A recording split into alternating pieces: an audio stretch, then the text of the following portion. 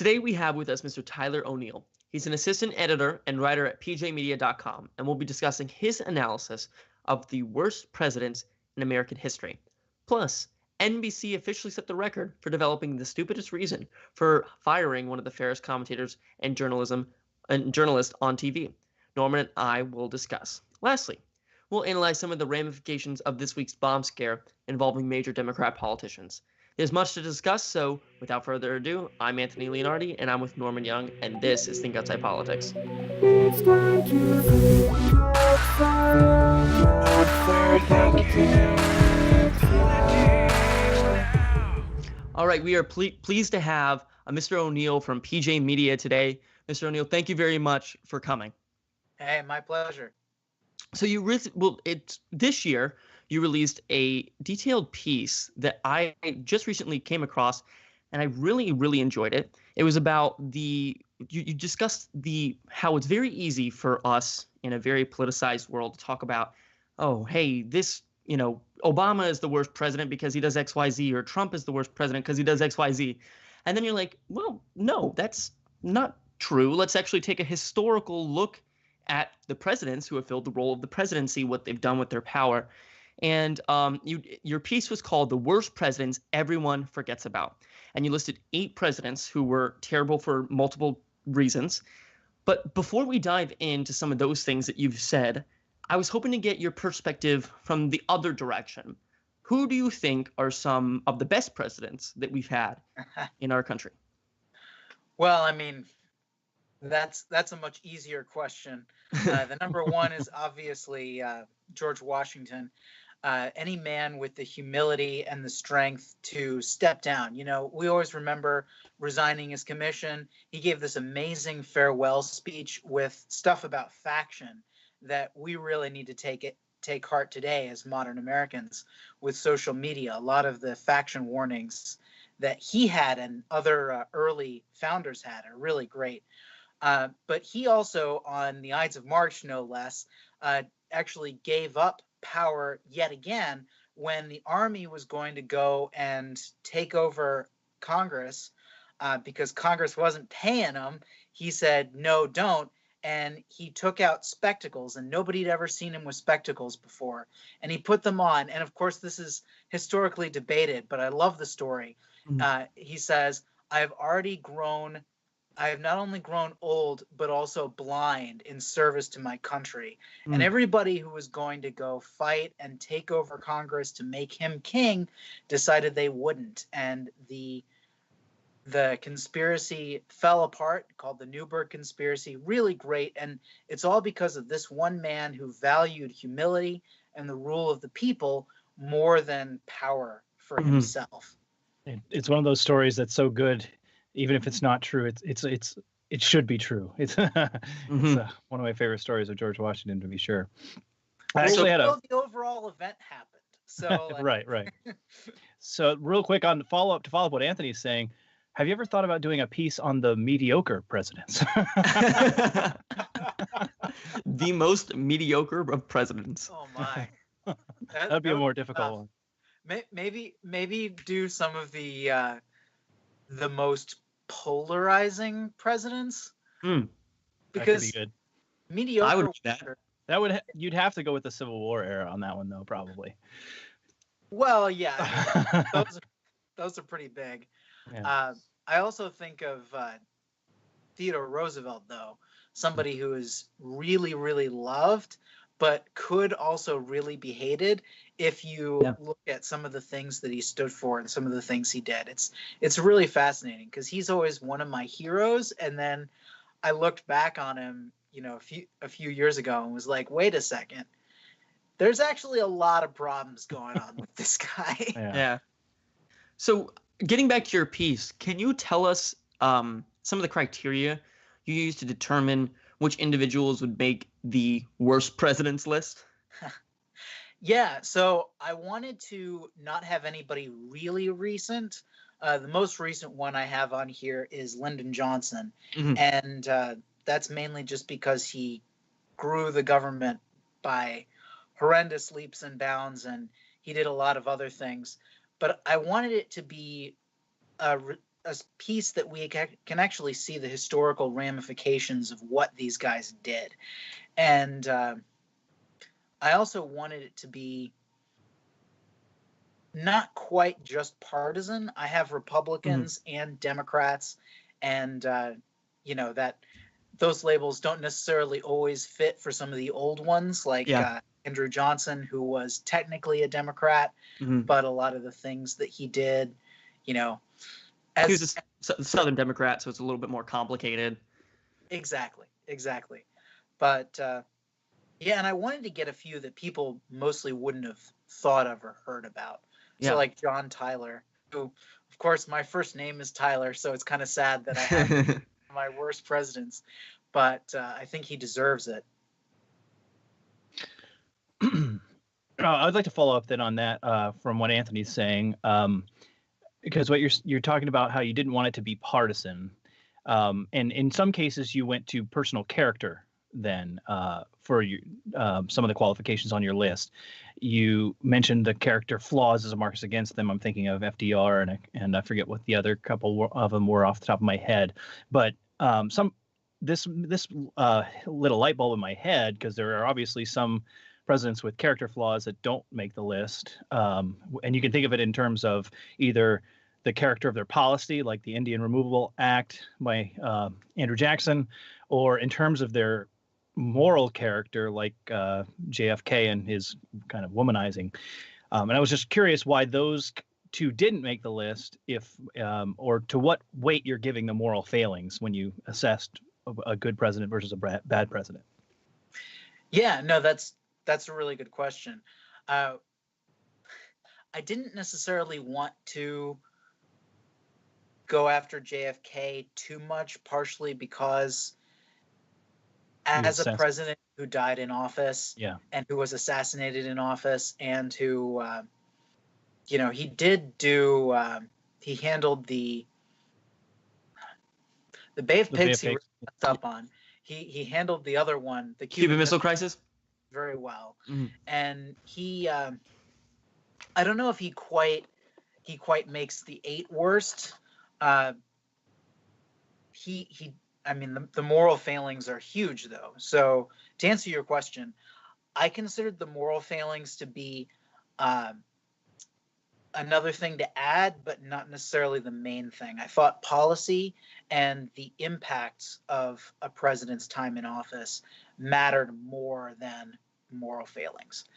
So while I mentioned Woodrow Wilson screening Birth of a Nation in his White House, it mattered more for purposes of the ranking that he actually segregated his White House, and that he expanded the size and scope of government with war socialism, and that he created our interventionistic system that is problematic on many levels, even though occasionally it might have done some good. Before I press you on that, actually, when you brought up the assassination point, that brought another thought to my head regarding Andrew Johnson, because you're critical of Andrew Johnson because of the compromises he made with the South after President Lincoln. But one of the reasons, I mean, because Lincoln was assassinated, he kind of didn't have to have those to go through that time of having to compromise, because he was trying to bring the country together, and we don't know what compromises he would have put in place in order to reconcile the South, since he was claiming to be for union above all else. So I guess on the question of Andrew Johnson, then I get why most historians call him one of the worst. I mean, you come after Lincoln and you undo some of what he did. That's pretty bad, and that puts him on the wrong side of history. But you credit him with opposing secession and running on a unity ticket with Lincoln. But then you criticize him for wanting to implement those policies and reconcile the southern states to the Union. So how I guess my question is this: how can you distinguish that criticism from just a blanket criticism of him just being a Southern Democrat in the first place? That's a very good question. I would say, so the problem wasn't just that he was reconciling with the South. I mean, I think in a perfect world, the reconciliation with the South would have gone much further. The radical Republicans did a lot of bad things when it came to using the federal government to force the South to have certain policies. Right. But the really tragic thing is the whole black codes issue. And when it comes to Johnson in particular, he vetoed laws like the 14th Amendment, which, yes, has been abused in recent jurisprudence, but still was a very useful and necessary step at that time. I mean, we are talking about a time where racism was rampant, and I mean, racism is a problem today, but nothing like it was then. Right. But I mean, one of the reasons why we had some progress in terms of racial equality at the time was because of what the radical Republicans pushed. So it's a very difficult line to walk. But I think that Johnson, by supporting the black codes in particular, stepped over the line and did so in a very, very negative way with disastrous consequences that followed later. I mean, he helped provide the backing for groups like the KKK, and I wouldn't blame him for the KKK, or but it's a really tough thing. And I agree with the sentiment that you brought up too. Like, he was one of the two presidents to be impeached in this country and avoided being removed by one vote. Yeah. And that's kind of a big thing to me because, as you said, it's about expansion of executive power and how he did not like the behavior of Congress. So he sort of said, you know what, the Constitution doesn't say I can't do it, so I'm going to do whatever I can to get my way. And that is an abuse, and it's been documented in impeachment history, and that was an abuse of executive power. So, and I wanted to also ask you some of the specific criticisms that you had presidents too, but more from like a political philosophy point of view. In your piece, you pointed out how FDR raised taxes from 25% to 94%. And you said he expanded the U.S. bureaucratic state, which he did with all the alphabet agencies, and some of them were declared unconstitutional. But the one thing that I try to be fair about is that FDR increased taxes during a period of wartime to fund the military. So my question is to you, do you ever think there is a time where a president is justified in raising taxes? How should conservatives be able to reasonably caveat their position if they say, I'm not for, just raising taxes? Yeah, no, I think that raising taxes can be a necessary policy push. You mentioned situations of war. I would say when we have a deficit like the one we have now, we really need to consider alternatives. And I mean, I like tax cuts. They help the economy. That's good. But at the same time, we really need to roll back our spending. And one of the reasons why I had to put Lyndon Johnson on the list, despite him being somewhat recent, is because of Social Security and Medicare and Medicaid. These programs have helped a lot of people, and a lot of people rely on them. But there's also a huge amount of waste, and people also were lied to about the way that these programs are implemented when they were implemented. They really kind of are a scheme, a pyramid scheme, a situation where people are being offered benefits that we can't fund. And then, of course, the whole congressional system gets around it by not putting them in the discretionary budget. So you have these huge unfunded liabilities that are a major problem for the solvency of our nation. And Democrats in Congress, and I mean Republicans too, can get away with saying, oh, they're not that big of an issue because they're not part of the budget. Therefore, all we have to do is cut. We can only cut military. You really got to cut these programs too. And anyway, I think you're right. I mean, you put it in an entirely different category as if it's not part of the budget. And you say, whoa, what are you doing? You can't touch that. Don't touch it. It's like, I think that's probably my least favorite part about it was not so much that he created liabilities and decided to spend. It was the fact that he lied to the American people, and he got an entire generation to latch on to the lie and say, because I paid in, therefore it's my money. Yeah. And so they, by tying it to basically to make it look like an investment, he's giving a generation that now, as they're older, is morally justified in just putting its hand in the next generation's pocket and just doesn't see anything morally wrong with it. So I think that's part of it, was just the fact that it was such a big lie to get the whole thing sold. But anyway, sorry, I kind Lie of of the decade, not lie of the year. That's exactly right. That's right. So Lie there. of the generation. But that brings up a bigger point, actually, because what he's talking about there is FDR and taxes. And as we're all conservatives, so we're against large things that create large amount of tax increases.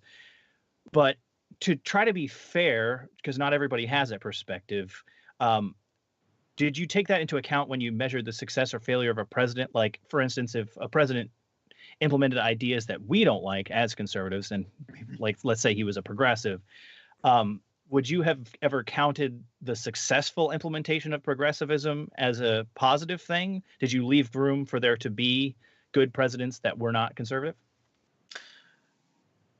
So if progressivism worked and if socialism worked, then sure. I mean, there you go. what we're dealing with is, I mean, I think that's a hypothetical that doesn't quite match with reality. Mm-hmm. It's arguable that Wilson's war socialism helped the U.S., contributed to us winning World War I. Although in general, our troop counts were big, but the biggest factor in finally pushing the Germans back was the development of the tank, which was largely Britain's doing. And, we were instrumental in that war, but we were not the turning point. It's also easy to forget how indebted we are to Russia in the defeat of the Nazis, and right. Even arguably in the defeat of the Japanese in their surrender. Not in. I mean, most of the war against the Japanese was us, but that final surrender, I don't think I have another piece talking about the atomic bombs and why they probably were not the reason why Japan surrendered when they did. Well, we'll have to bring you back for a full discussion on that. That's pretty interesting. Yeah. Norm, can I piggyback on yeah, that? Sure. So I had a question too, because sort of just to, like I said, piggyback on Norm, what he's saying.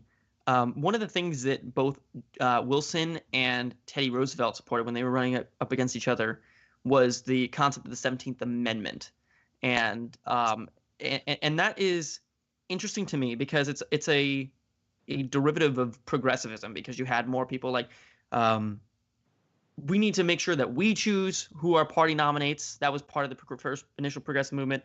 And then you had people saying, no, the people directly need to choose their senators. And some of these presidents that you've listed supported that motion. And I think that right now there's a general frustration with the way that the Senate has acted because of politics, because of the partisanship. Like with the Kavanaugh hearing, that ruffled a lot of feathers, and with Hillary Clinton losing in an embarrassing way, people were upset about the Electoral College. I think the time is ripe for talking about more federalism, in the sense of that maybe we should reevaluate some things like the 17th Amendment, where you say, maybe I would consider that if progressivism was successful.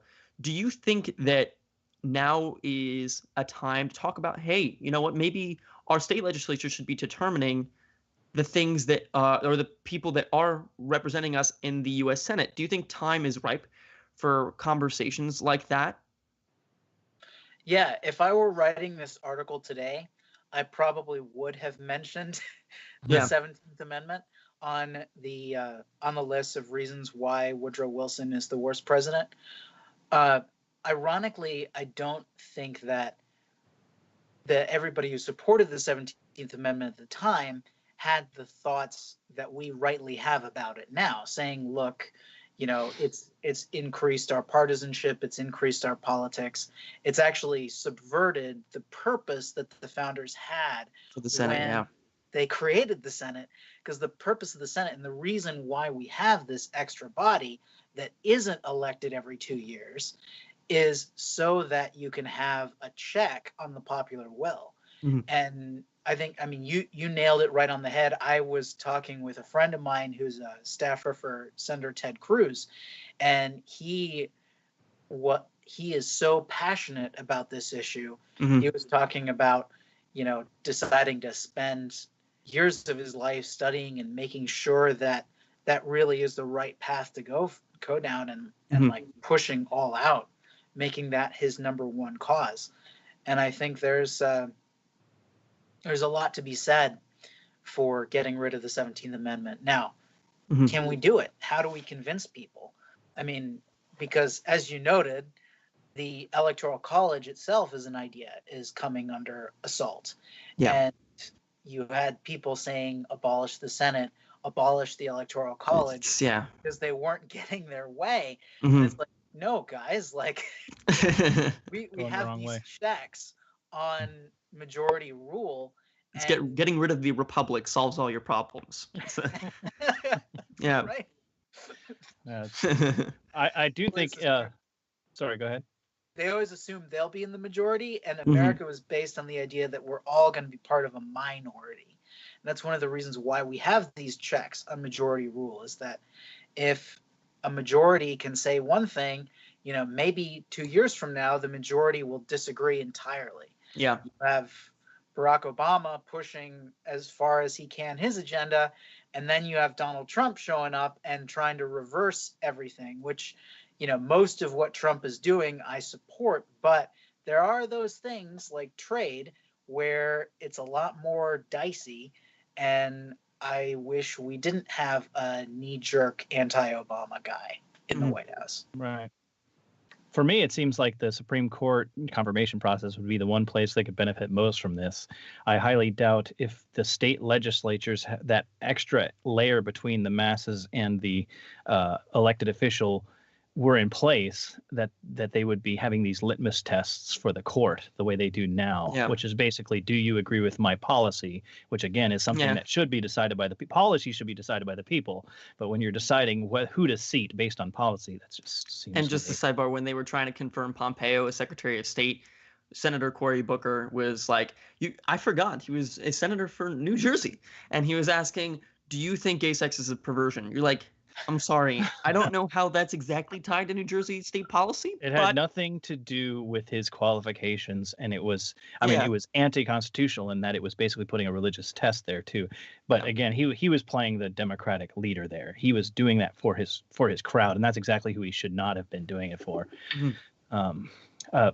To bring this, I kind of want to bring this back to I apologize, sorry. The article. No problem. That's a great sidebar. I always think talking about the 17th Amendment is a good idea. Thank you for answering. No, I'm a fan. Get rid of it.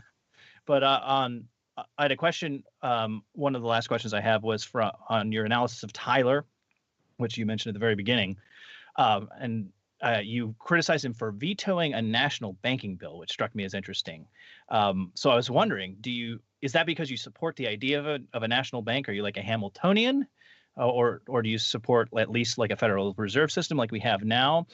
And if so, I guess, why isn't once again Andrew Jackson on the list as one of the worst presidents, seeing that he destroyed the second bank of the United States? That's a very fair question, and I probably should have reconsidered Andrew Jackson, partially because he's the founder of the Democratic Party and because he had the Trail of Tears. The weird thing I appreciate about Andrew Jackson is actually the way he responded to the Supreme Court. And of course, this will open a whole new can of worms. When it came to, I think it was actually the Trail of Tears, the Supreme Court said this is unconstitutional, and he said, look, I can determine what's constitutional as well. And the balance of powers is important to maintain. And we actually forget that one of the reasons the Supreme Court can say things are unconstitutional is because they vow to uphold the Constitution. And the president and the Congress also have some say over what's constitutional. It's just, in specific cases, the Supreme Court always must prevail. Mm-hmm. But I like that, actually. I like that defense of Jackson, because I think that's one of my favorite things about him, is that him and Lincoln were the two populist presidents that had the hearts of the people, that stood up to the Supreme Court, because obviously Lincoln did it in a much more morally sound way when he was standing up against the Dred Scott decision. And he even said it best. I'm trying to remember the exact quote. Something like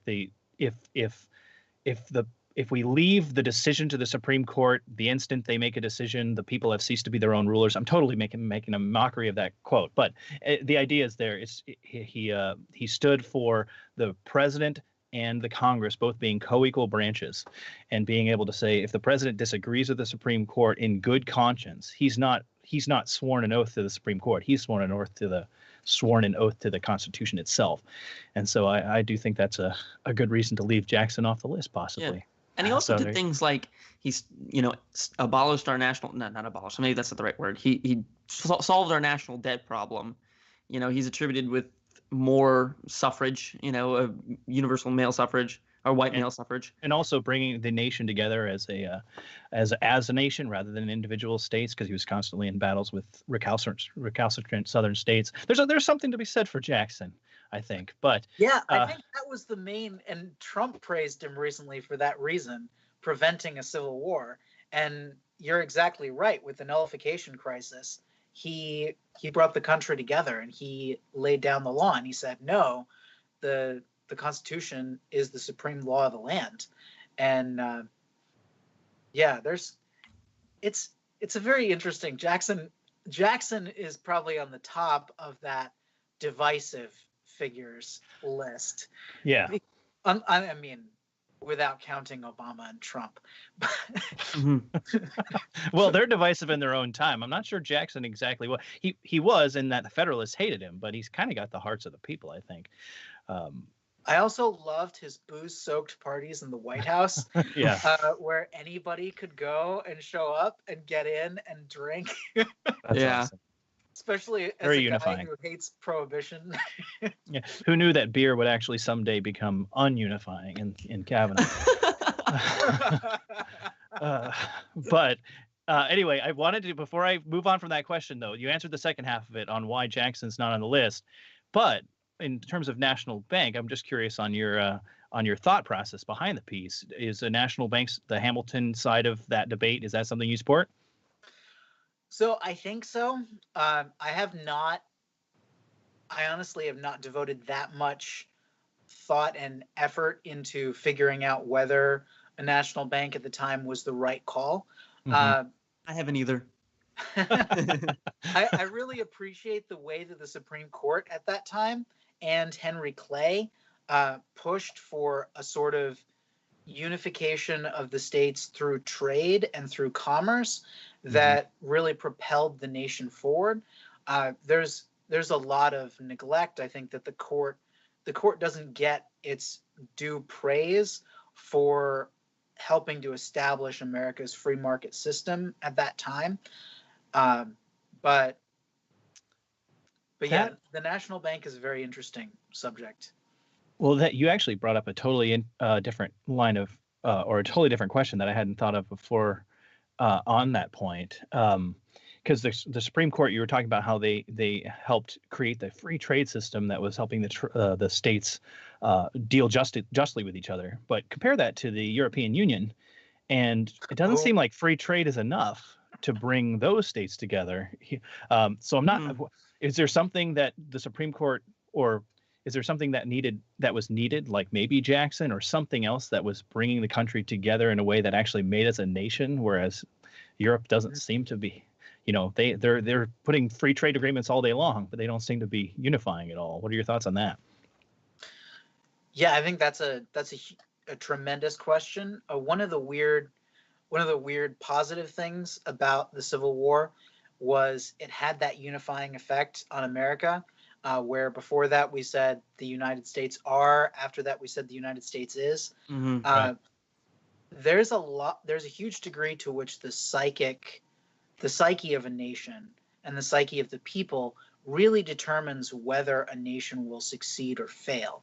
And when it comes to Germany, France, England, Scotland, Ireland, all these nations that are in the EU, they have this nationalism from the 1800s and from way before that in a lot of cases, where it's just not possible for them to conceive of themselves as Europeans first and as Frenchmen and Italians and Germans second.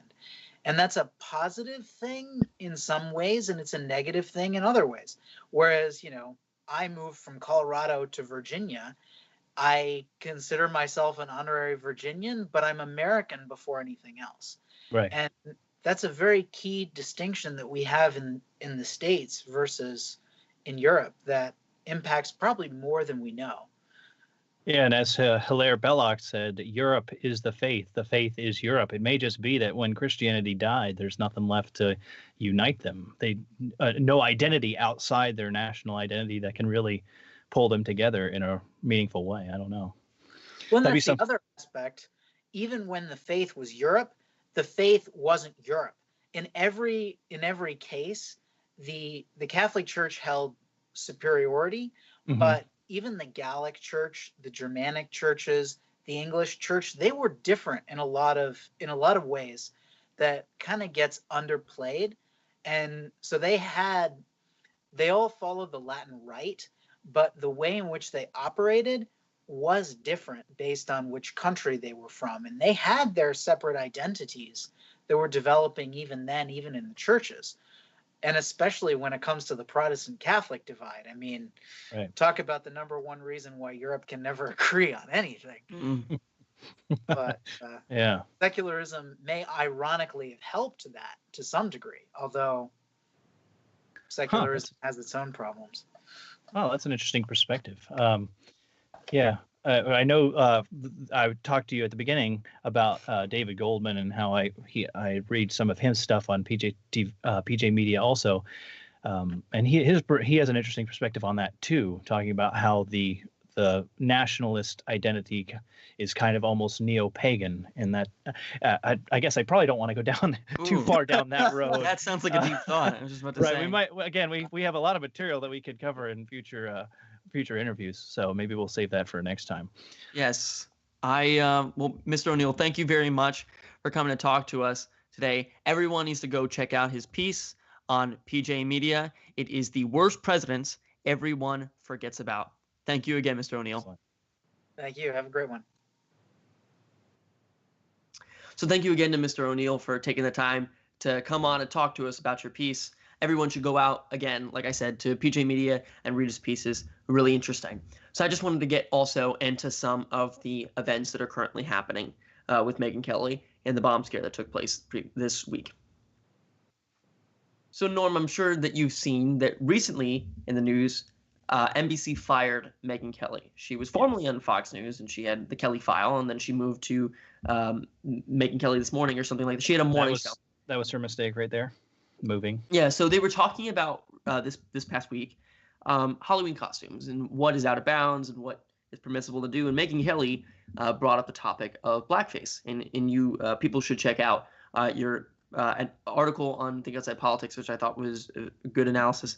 But she brought up blackface, and she pointed out how there's been a cultural shift over time. How she said that when she was a kid, black kids would go as whiteface, or white kids would go as blackface, and she said that was not permissible so long as or that was not racist so long as it was done in a respectful way, and that obviously is a weird topic.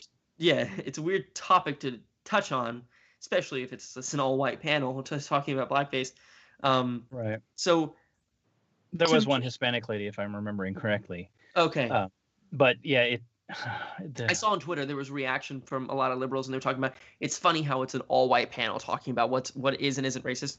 Her cardinal sin here, by the way, is just the fact that she used the term blackface to describe dressing up as a black person.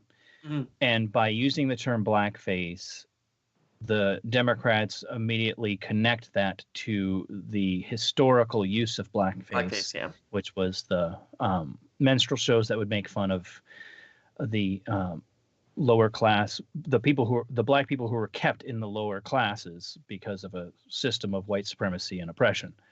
And so Megyn Kelly was never really was never talking about that at all. Yeah. She was talking merely about costumes and dressing up in emulation of someone you like. Like, for instance, she mentioned Diana Ross. I forget who else she mentioned. But you can think of others, like a kid dressing up as Black Panther, and if he doesn't have a mask, if he, that a kid dressing up in order to emulate a black figure is not blackface. That was the point of the blog entry, or the musing, as I call it, entry that I did. But she it's wasn't not defending blackface either. You had a couple. Well, she's not. She was never actually even talking about it. She used the term, though, which is why the left jumped on her. Yes. Because they immediately said, "Oh, you're now defending this ancient practice of oppression." But my point is that you had Mediaite and others report how, hey, Megyn Kelly defends, and BuzzFeed, Megyn Kelly defends blackface, and you're like, that's not what happened. That's not what happened. I mean, and it's interesting to me because Megyn Kelly was used by the left as a person to try to attack Trump. When she opened up in the first debate, you've called women dogs, slobs, and disgusting animals. And honestly, I mean, if you're just looking at it, I think it was a fair question to ask because at some point someone was going to bring it up. And then with his reaction, saying the blood coming out of her eyes, blood everywhere, which is also a fair statement. Obviously, he wasn't meaning something that the media thought, in my opinion. It's just the way that he talks or stream of consciousness. But they cited her so many times as a person that, look at this fair journalist asking a good question about Trump's treatment of women and all that. And now they're acting as if that hiring her was ever a mistake. They're trying to deliberate whether or not to pay her the contract they both signed. I think it was like 60+ million of. You're exactly right here. You're onto what the truth is of the matter. That her criticism of Donald Trump was her interview for NBC. That's what got her a job there. That's why they sought her out. This point of view that she's putting forward on Halloween is a pro-Trump point of view. It's a point of view that says let's get beyond race and stop holding on to a historical legacy and criticizing modern behaviors because they somehow bring up ancient forms of racism. So her point is moving us toward let's all be Americans and let go of hypersensitivity. That's a pro-Trump message, and that's the real reason MSNBC or NBC had to fire her. Yeah. Did you see her apology? Yeah. It was less known about because people were trying to perpetuate still that she talked about blackface, so I just didn't know. But she was incredibly apologetic. There was a leak of her email that she sent to her colleagues inside talking about how wrong she was. It was sort of like Omarosa when she was on The View and she was talking about the grave sins that she committed by being complicit in this administration.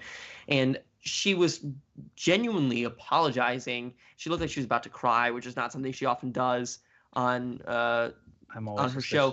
But then she got a standing ovation from her audience, and it is a mixed group. Like, there is a lot of different races and people of all different races and sizes and all that stuff. And well, that's the thing is Megyn Kelly's liked by people. Like she had a weirdo cult following on Fox News, and on NBC too. She's liked by the people who actually listen to her. And if you go back and listen to that actual show where she mentions blackface, nobody in the audience was against her at all in anything she was saying. And even you can see one person in the back who, when she said the word blackface, was kind of like. Yeah, but they were on board with her point. Exactly. It was NBC executives who decided that we're all against this after the fact. So. And then they were calling her out on air, which I think is definitely inappropriate.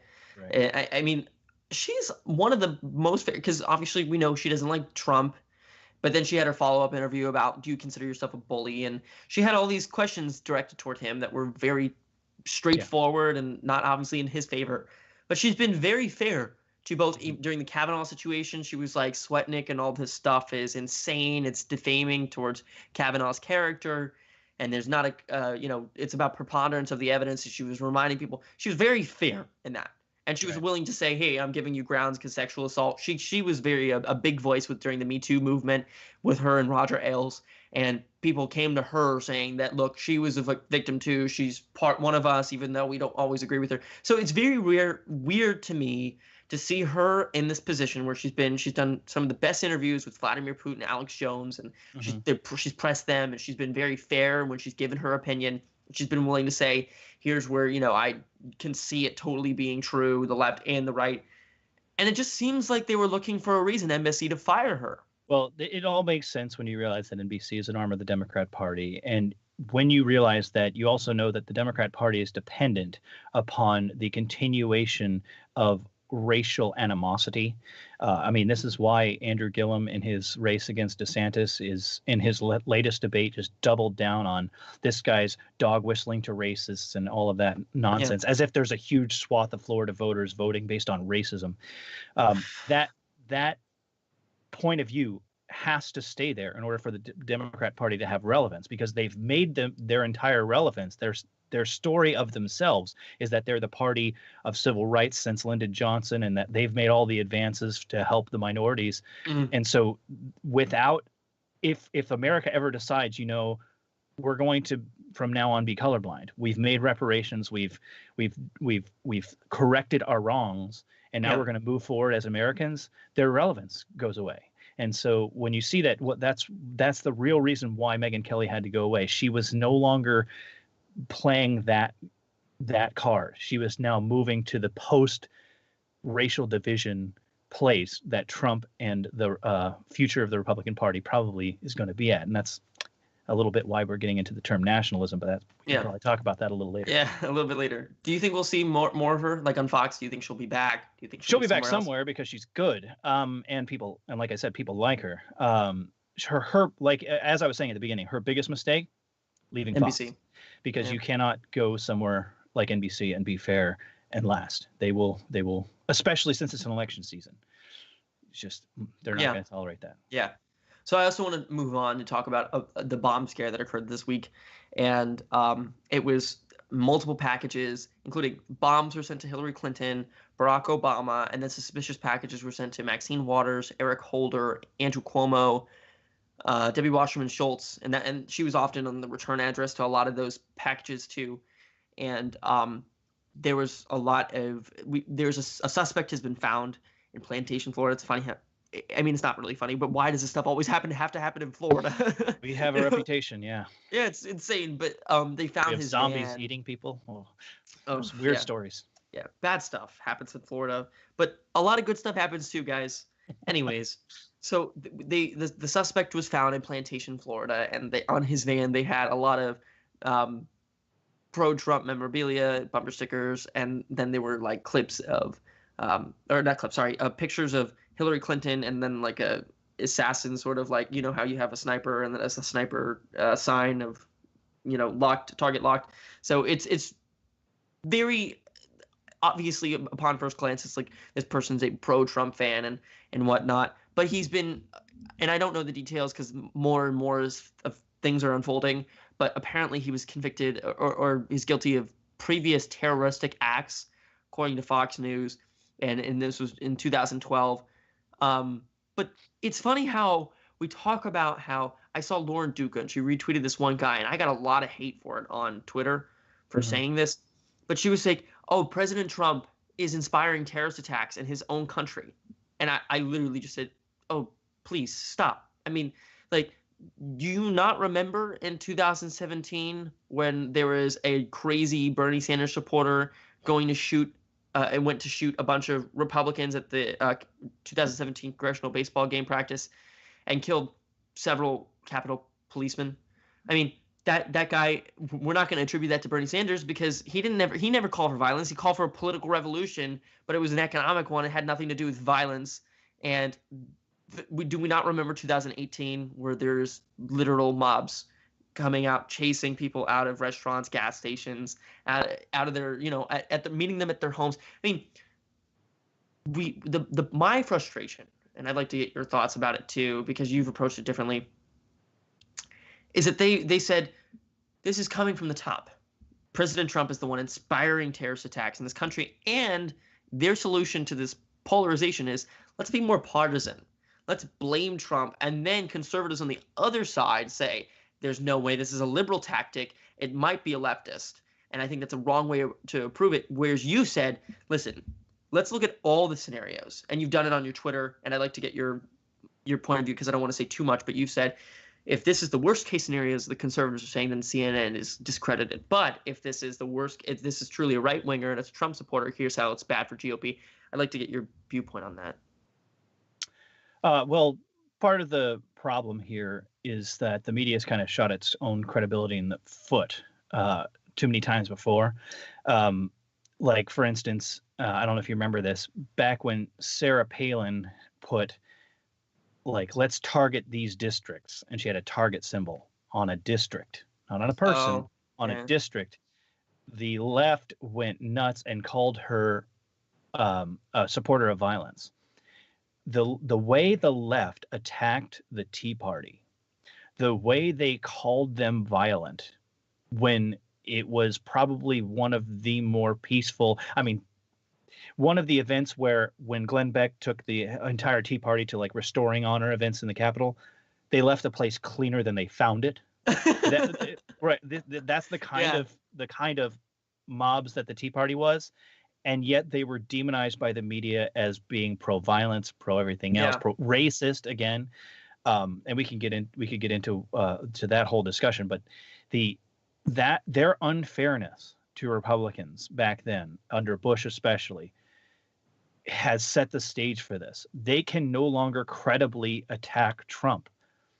And so when they say there's a problem with his rhetoric here, you said that about the Tea Party. You said that about this and that and the other thing. And so until we have the real problem we're dealing with here is that there's no trust in anything in the middle. There's no and a lot of times liberals say this. They'll be like, oh, we need Walter Cronkite again. We need the dominance of the big three liberal corporations. No, I think they set the stage for this as well by taking the country and just slowly biasing it until you're willing to say that about honest Americans disagreeing with the president, that they're all a bunch of racists who don't like him because he's black. That the fact that they did that just put us in this place where now we don't conservatives right now, honest conservatives are like, I'm going to hold out judgment. Until the FBI investigates this guy might be a Democrat.